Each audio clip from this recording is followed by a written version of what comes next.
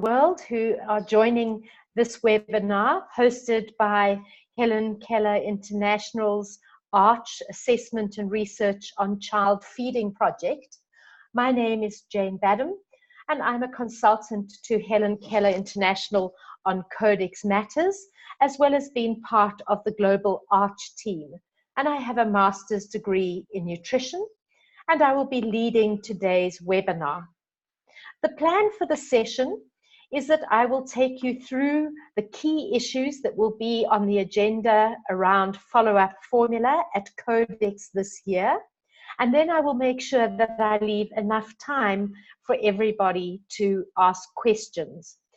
We'll ask that as you come up with your questions, if you would please type them in the chat box, and then we will go to the chat box at the end and pick up on all the questions. But we really do appreciate you taking this time to join us, because you obviously equally believe in the important work that is happening at Codex around the issue of follow-up formula, and that we will be having the next Codex Committee on Nutrition and Foods for Special Dietary Uses in November in Germany. Agenda item 4 is the review of the follow-up formula standard that covers products from the ages of 6 to 36 months. I think with a group like this, and I just didn't get the slide to change. There we go. I think with a group like this, there is absolutely no need to show how important breastfeeding is. But I do want to remind everyone that as much as we focused on the exclusive breastfeeding message for the first 6 months of life, the recommendation is continued breastfeeding to at least 2 years or beyond. So from 6 months to 1 year, although the child will start with the gradual introduction of complementary food, breastfeeding remains the mainstay of the diet. But then from 1 to 2 years, increasingly family foods are given, but breastfeeding remains important. And this is why we really need to have our eye on this agenda and what is happening. Because the reality is that breastfeeding in the period 6 months to 1 year and 1 year to 3 years is without doubt under threat. And this is why I say that.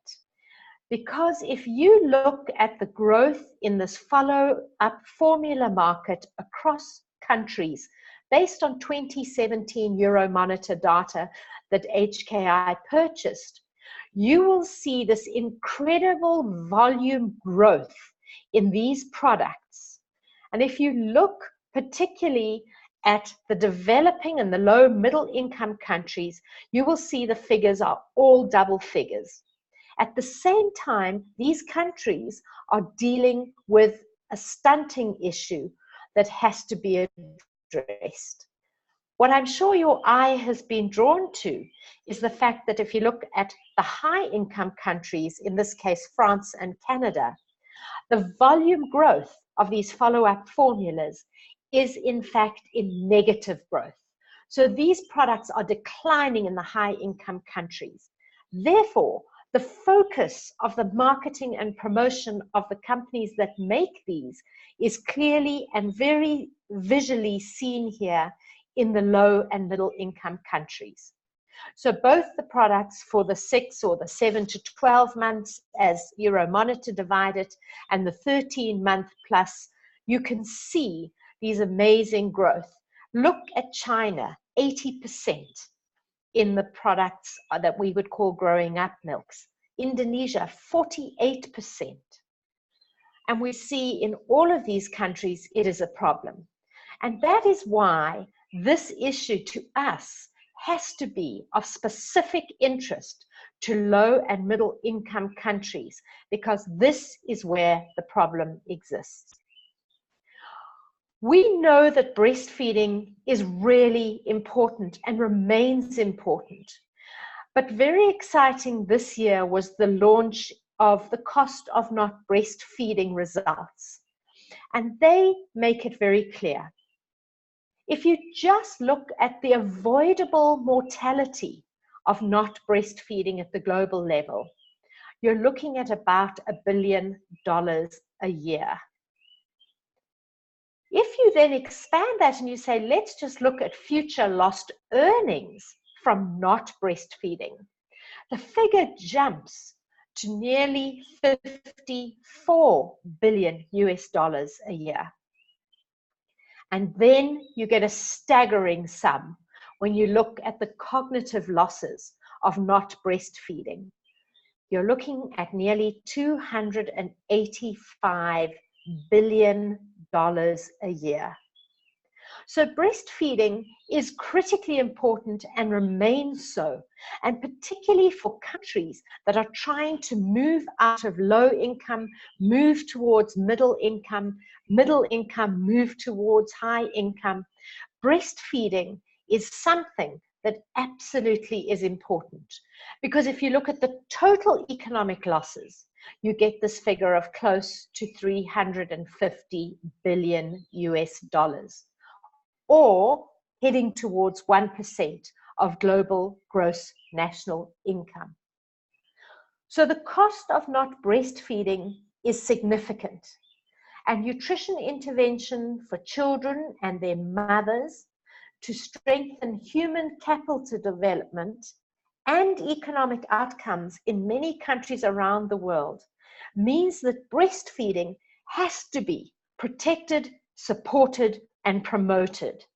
And that is both exclusive and continued breastfeeding. So this is why the issue at Codex is really important. Codex, being a global body hosted by both the WHO and the FAO jointly, all United States member states can be members of Codex. And Codex works to develop, as it says here, international food standards. So it's a standard setting body. And although these standards are not binding and countries can still form their own standards and their own regulations, Codex tries to get global harmonization. And if there are issues of barriers to trade, they often look to Codex. So the work of Codex is incredibly important. And for a number of years now, Codex has been undertaking a review of the follow-up formula standard. This is the standard for products from the 6-month to the 36 months period. But they have agreed to look at it into 2 categories, the 6 to 12 month and the 12 to 36 months. And the standard is looking at both the composition of these products as well as the labeling of the products. The composition work is almost completed. There are a few outstanding issues that will be discussed again at this meeting. But the focus of the work at the moment is on issues around the structure of the standard, the preamble of the standard, the scope, very importantly, the definitions, and the labeling of these products. And these are currently the main issues under debate. As I've mentioned, it's important because Codex standards often form the basis for national legislation. And many countries simply adopt the Codex standard. In addition to which, Codex plays a role in often addressing trade disputes, as I have mentioned. And I will come to the issue of health and trade in a moment. But no matter what, Codex absolutely can have a profound impact on infant and young child nutrition and health through the standards that it sets. But the reality is, we face very big challenges at Codex. And the Codex Committee on Nutrition and Foods for Special Dietary Uses, as with most and many of the Codex Committee, has very strong industry and industry association influence, both in country delegations and in the observer organizations that attend Codex. Many country delegates sitting at country government tables are in fact from the industry. One country, 7 out of 9 of the delegates at the government country table were in fact industry representatives. And we look at the observer organizations, we find 3/4 of those organizations actually are representing industry. So there is a very strong industry involvement in Codex in all shapes and forms. But there's a second challenge that many of the low and middle income countries face at Codex. And this is a challenge about their relationship and their engagement at Codex. A number of countries are less engaged with Codex than they are with the World Health Assembly. The World Health Assembly has a high priority. It is seen as being prestigious for the Minister of Health to be there. Codex, which is involved with much more technical work, often isn't seen as being as important. And often you do not get very senior people, with some exceptions, attending the Codex meetings. What has happened in the past is it's meant that traditionally the high income countries who have the resources and the technical capacity, the financial ability to go back to Codex year after year, have been left to decide on the Codex standards. Now, I've just showed you how worrying that is, considering this issue of these follow-up formula is most affecting the low and middle income countries. The other problem that often happens is that for many low and middle income countries, there's no continuity as to who their representative at the Codex meeting is. It's wonderful to have on this call our very dear colleague from Nigeria, Eva, where they are consistent with their Codex attendance. But other countries might one year have someone from their Ministry of Health, somewhere from their next year someone from their Standards Bureau, the next year someone from their Ministry of Agriculture. And there is no continuity. And very often you get the feeling that whoever attended the last Codex meeting did not inform the next person of what the country's view of the various issues were. So that leads to the fact that actually a number of delegates from the low and middle income countries are actually not aware of the issues, of how critical these matters are for their countries. We also see that often they don't have the technical capacity. If you are sending someone from the Ministry of Agriculture, but you are talking about certain levels and standards, they might have no idea, and the Standards Bureau would be more important. You might also have someone from a Standards Bureau who is not a public health person and doesn't understand the health implications of the decisions. And that often then means that we also have many countries who arrive at the meeting with no country position. So they have not, before they've got to the meeting as a country, decided on the stance they are going to take on each element of each agenda item. And that is problematic, because if you don't speak at the meeting, you don't get heard. And if you have the high income countries present and speaking, the low and middle income countries can lose their voice, and they often remain silent. In addition, it can be very threatening at a Codex meeting.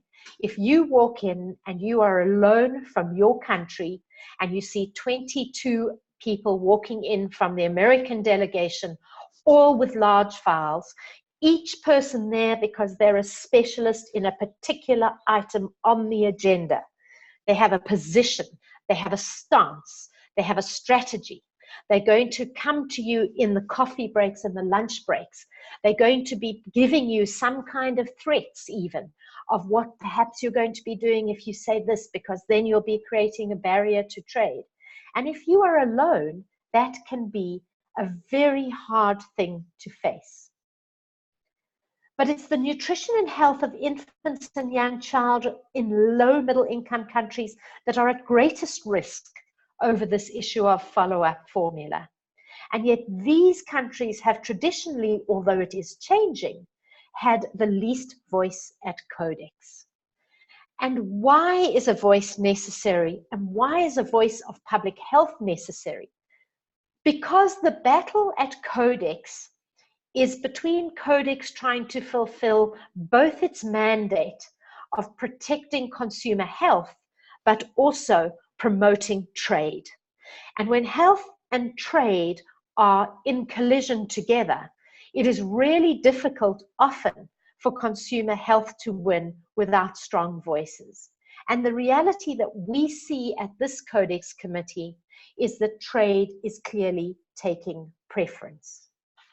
So with that background, as we go into this year's Codex meeting, Helen Keller International and a number of the other civil society organizations and US agencies see 4 critical issues that Codex will need to discuss this year.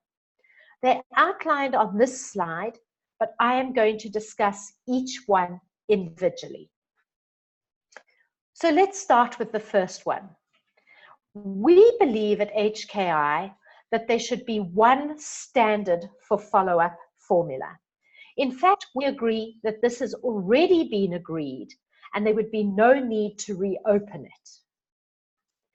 Having one standard with subdivisions is not unusual, and the precedent has been set in the infant formula standard, where that standard covers both infant formula and formula for special medical purposes as 2 subdivisions within the standard.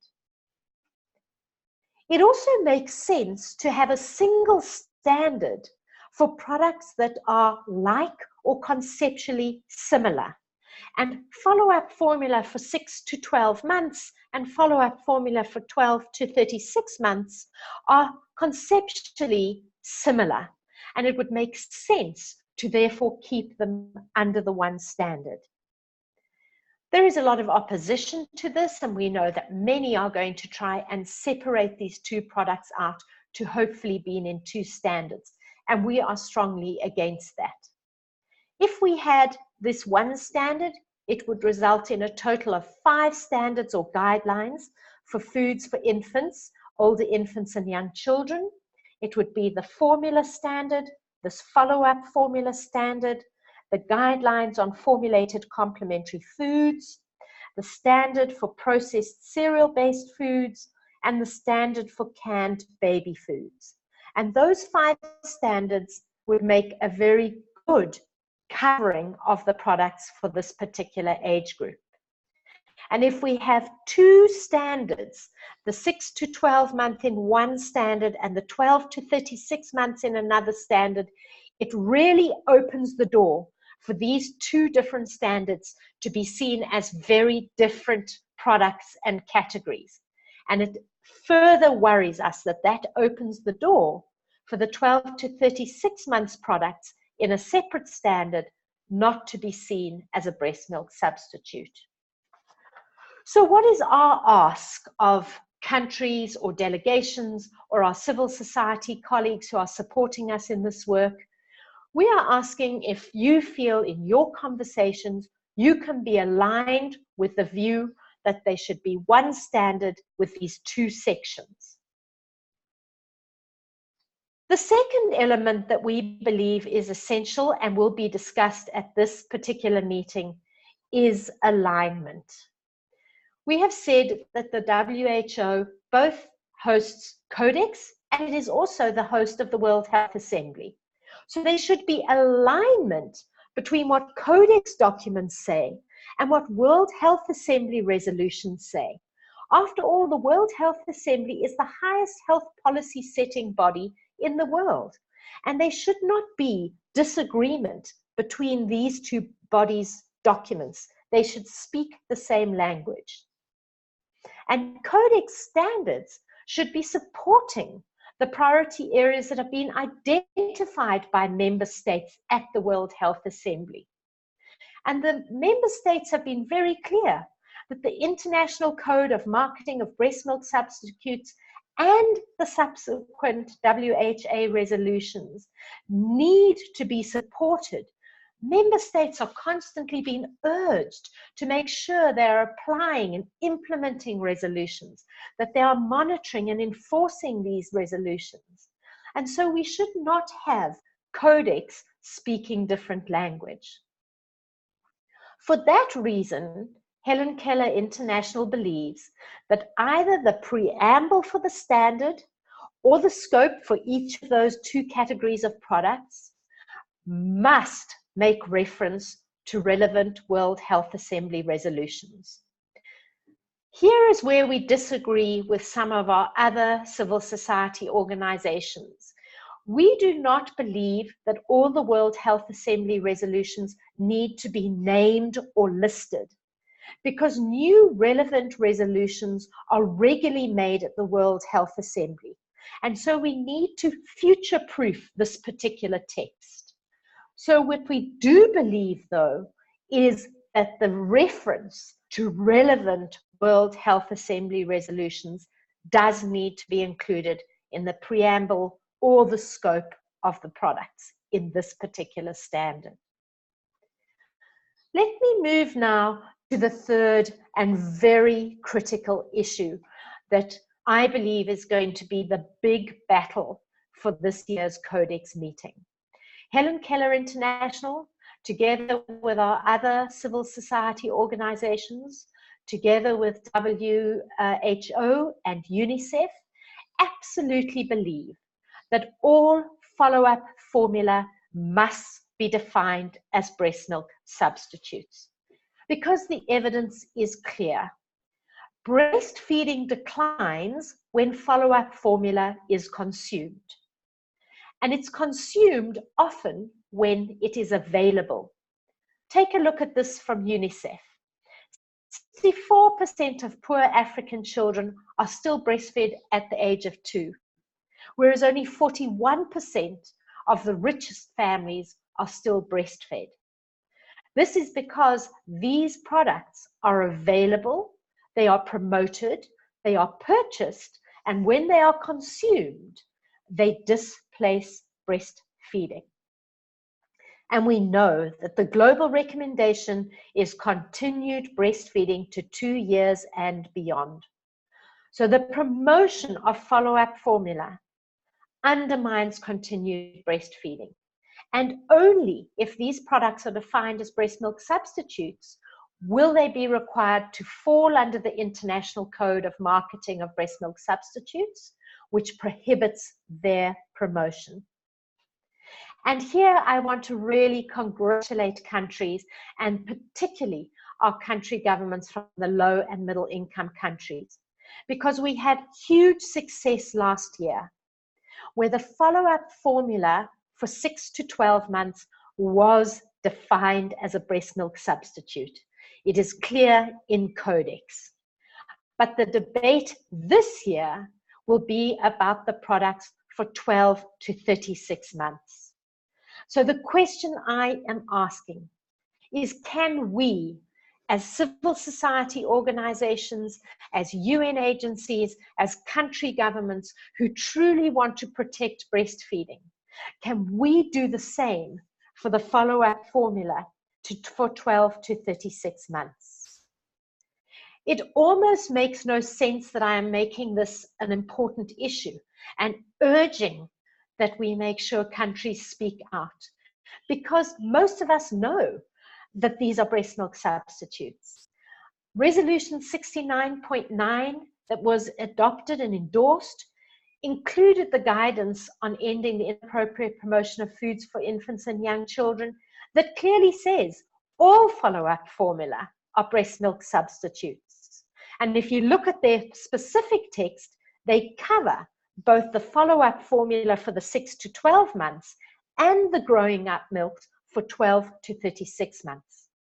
So globally, it has been accepted that all these products are breast milk substitutes. And therefore, it's absolutely critical that we push for that at this Codex meeting. Another real reason that we need to make sure these products are seen as breast milk substitutes and therefore aren't promoted is because very often follow-up formula is promoted with labels that look similar to infant formula. This is a technique known in marketing as cross-promotion. And the promotion of follow-up formula for 12 to 36 months undermines breastfeeding, not only of the 12 to 36 months age group, but undermines breastfeeding from the start of life right up until the end of the breastfeeding period. It also potentially contributes to the misuse of these products, because these products are often different to the infant formula. They are different in composition. They are often then less expensive, and you could have mothers inappropriately feeding these products, and that can add to health risks. This picture from the ARCH-1 study that looked at cross-promotion of these categories of products in 4 countries, and which was published in the Maternal and Child Nutrition Journal, makes it very visible. You can see that these 12 to 36 months products look very similar to the 6 to 12 months and even to the infant formula. They look so similar, even if their composition is different. But the industry wants you therefore to believe that follow-up formula are not breast milk substitutes, are different, and can be promoted, shouldn't have to fall under the code. It makes no sense. And the argument is not about the composition. We have in the Codex revision changed the composition of the 6 to 12 month and the 12 to 24 months, and yes, they are different. 6 to 12 contains less mandatory nutrients than does infant formula. 12 to 36 contains even less. So yes, we agree the composition is different and they should be handled differently. But when it comes to their definition, it's not about their composition. It is about their function. These products function as breast milk substitutes because their consumption replaces rather than complements the intake of breast milk. So on this issue, what we are believing and are asking countries that can align with this thinking is that all products in the standard must be defined as breast milk substitutes, so that they will have to comply with the code and subsequent resolutions, so they will not be allowed to be promoted. We are asking for 4 things. That firstly, they're defined as breast milk substitutes, that they are therefore not allowed any promotion, that we are very clear on the labeling, that cross-promotion is covered in the wording on the labeling, and that there are full labeling requirements and provisions, just like infant formula has to give certain information, has to give certain warnings to mother. Just like we are moving that way for the 6 to 12 months, so should this group. Again, it is not popular by everybody for me to say there might have to be some compromise, because we might find that we are overpowered.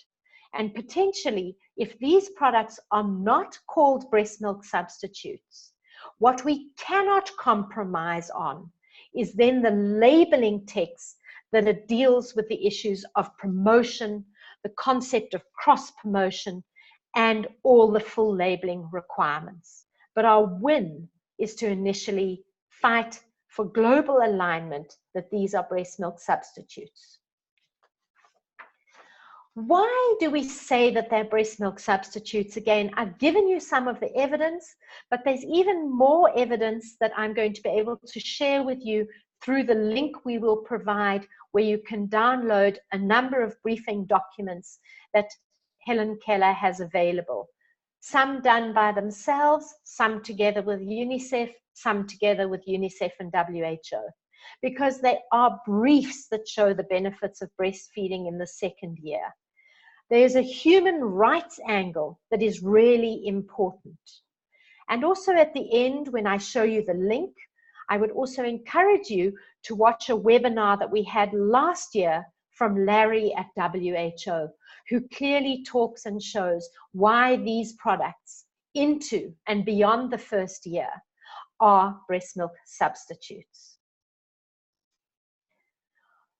So the fourth issue that I touched on that we believe is going to be really critical at Codex this year is the naming of this particular category of products. And we at Helen Keller International believe that product names must not include misleading benefits or claims. I remind everybody that the World Health Organization, and in fact the global body, has agreed that follow-up is not necessary. So these products are not needed. However, because they exist, Codex agreed to develop composition and labeling requirements for these two different categories. In the discussion, the name of the product for the 6 to 12 months category has been agreed. It will be follow-up formula for older infants. And we are happy with that. But the category for the age 12 to 36 months name still needs to be decided. But the proposal at the moment is that they be called formulated drinks for young children. And this word formulated is for us the problem. Because globally it's been accepted these products are not necessary. And in fact, a recent assessment just completed by Helen Keller International using Innova market insight data from Indonesia shows that almost all of these products contained one or more added sugars. And 3/4 of them had sucrose as an ingredient. So these products are not appropriate for inclusion in the diets of young children. And so their name should not imply that they are. So the name therefore should be neutral, not containing a health implied benefit. And there is no need to add an adjective to the name. And the proposed adjective of formulated could be misinterpreted as indicating a benefit. And more worrying, when we look at the French translation, there is no word for formulated. And these products would then have to, in French, be called formula for young children. And this could be really misleading to mothers, that these products are as good as infant formula for their children. So we believe that the name we should be pushing for is that these are simply a drink for young children, just as there's any other drink for young children, be it a tea for young children, be it a fruit juice for young children. This is simply a drink for young children. So having given you a whirlwind cover of the 4 key issues that Helen Keller International believes need to be taken up strongly at the 2019 Codex meeting, you might be asking me, what needs to happen? Either you are a government colleague and counterpart, and we're delighted to have you on this call, and we really believe you carry the power, and Helen Keller International is here to give you any technical assistance. Or you might be from another civil society organization who has some contact with the Ministry of Health, with the people that might be attending Codex for your country. Or you are one of our other UN agency colleagues who also might be able to have some discussion and share the concerns, leaving, of course, the countries ultimately to make their decision on the view that they will take. But what we know is the commercial interests of high-income countries and the economic interests of manufacturers is being heard loud and clear at Codex. But the voices of the low and the middle income countries, where this issue is critical, is being drowned out. But this Codex committee could change that by making sure that low and middle income countries, one, are supported to go to the Codex meeting, and that comes with costs and a lot of hard work. and that they then are supported in submitting a comment document if they cannot be present at the meeting.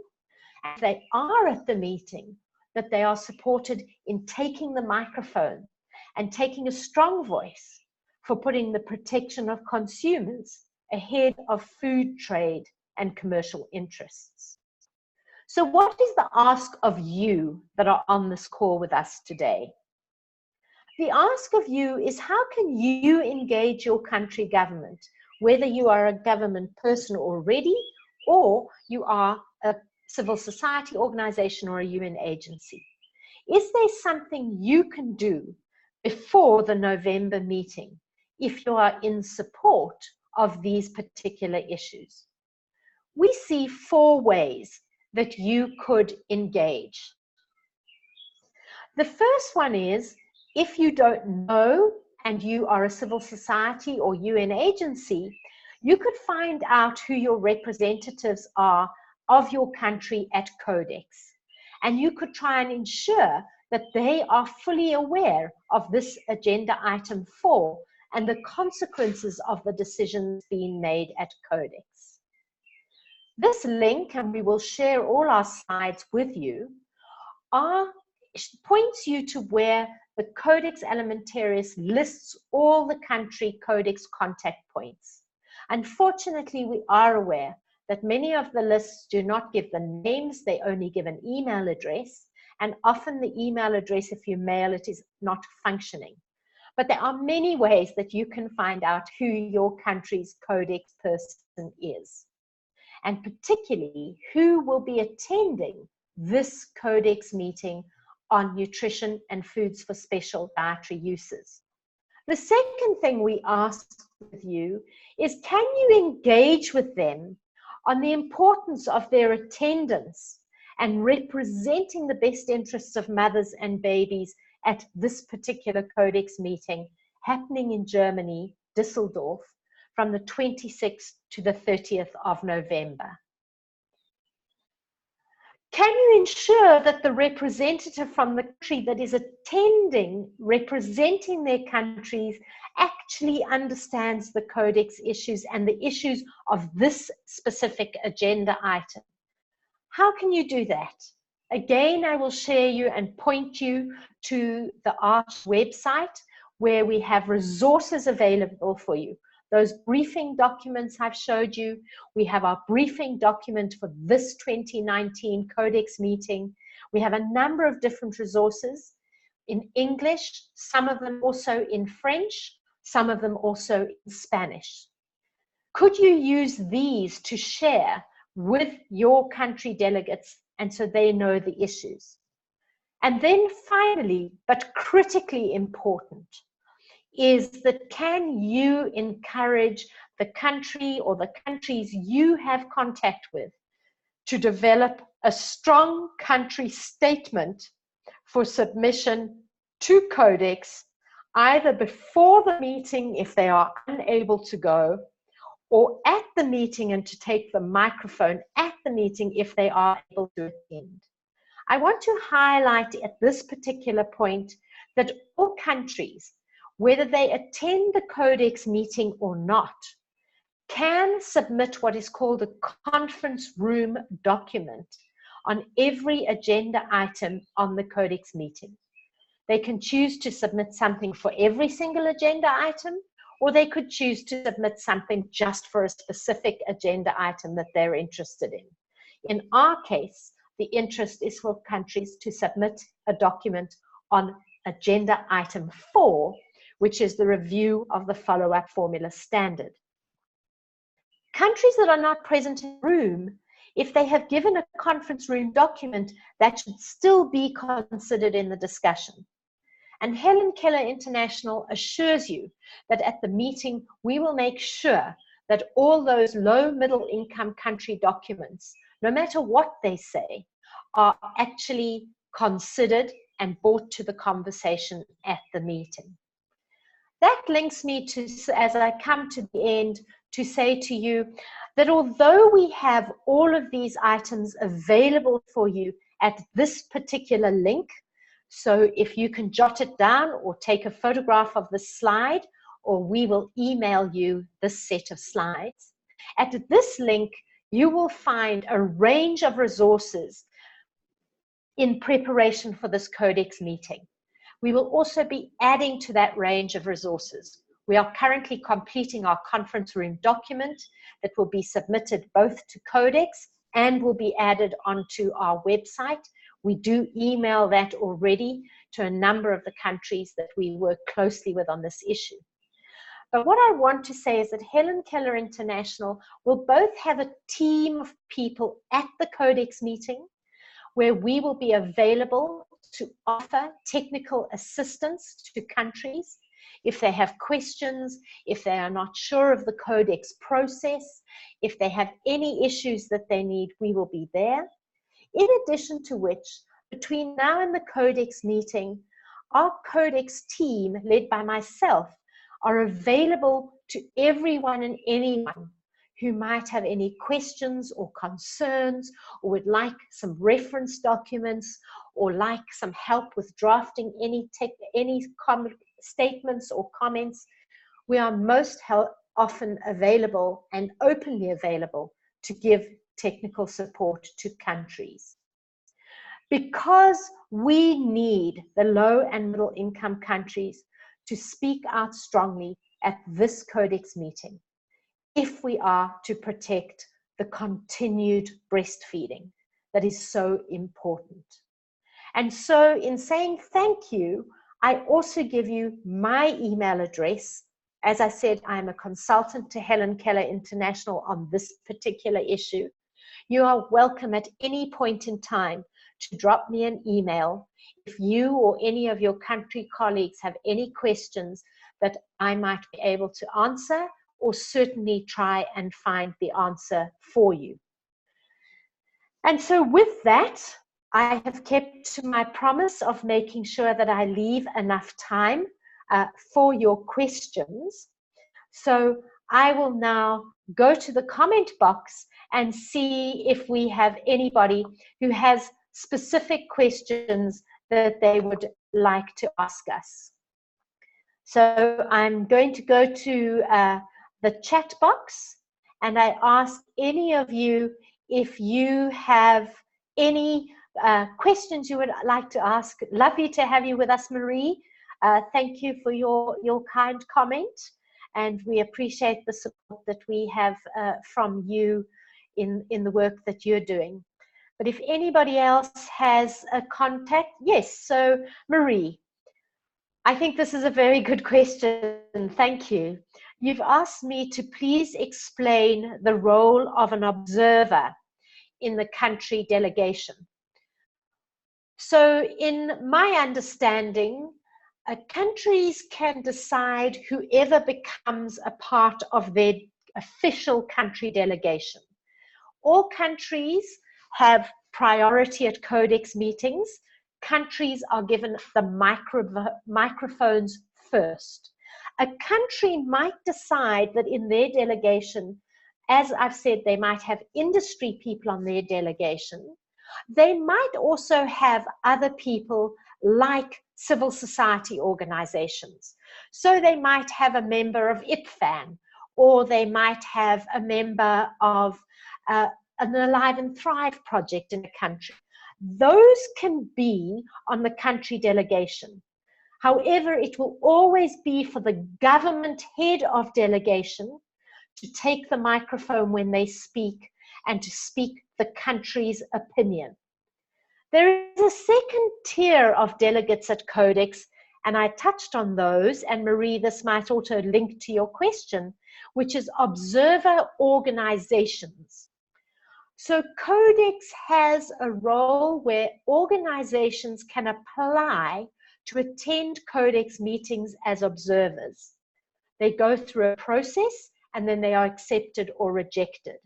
Observer organizations can sit in the meeting, they can listen to the meeting, they are allowed to make contributions and interventions, but only when all the countries have spoken. So they do not have voting rights either. So although Codex never tries to vote, they try to always reach consensus.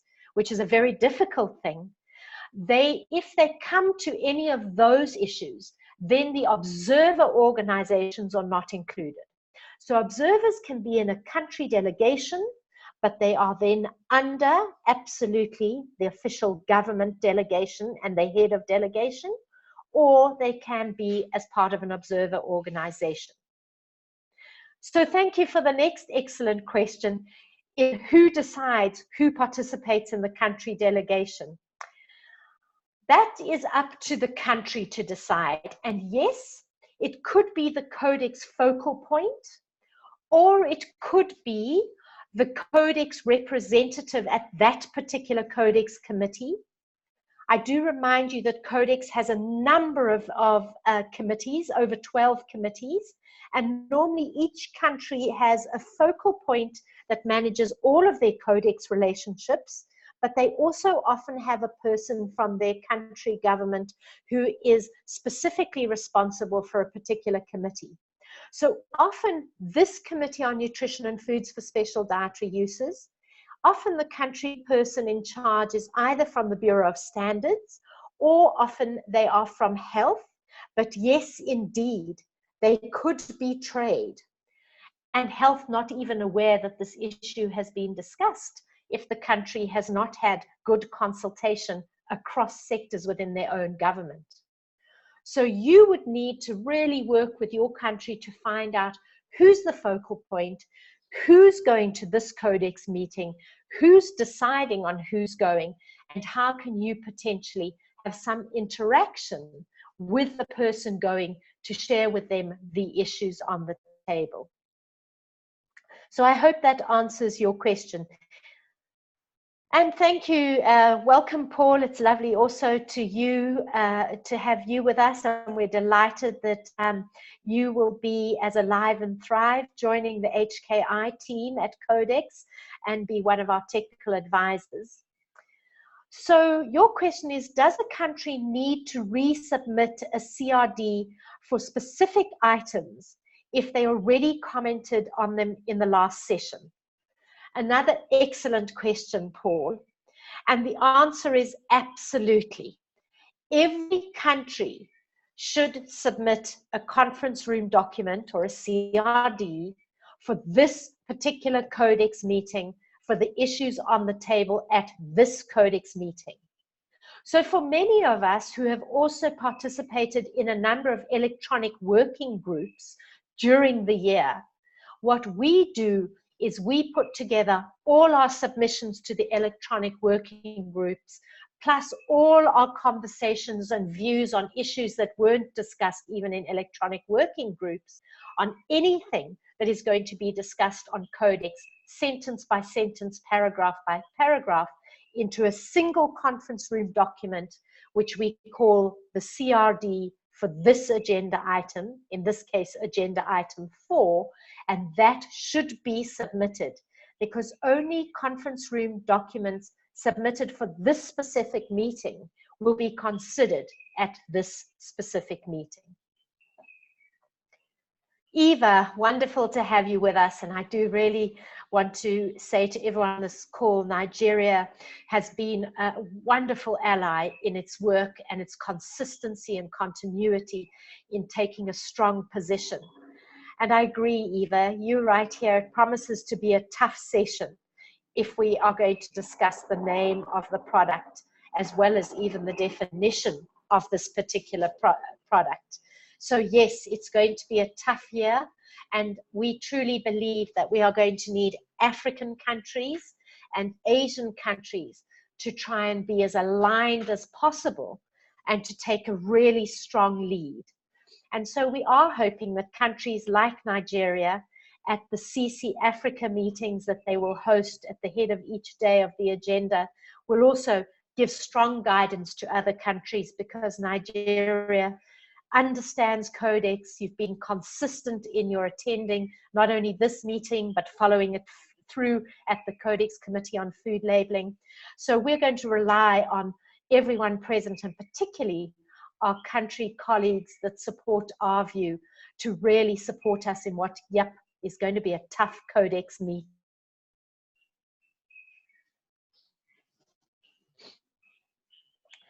Yes, thank you for your question about that there might be a need for compromise. All of you are asking the absolutely spot on questions in this particular webinar. I did mention to you that what Codex tries to always work on is Codex likes to work on trying to find consensus. It doesn't like to put matters to the vote.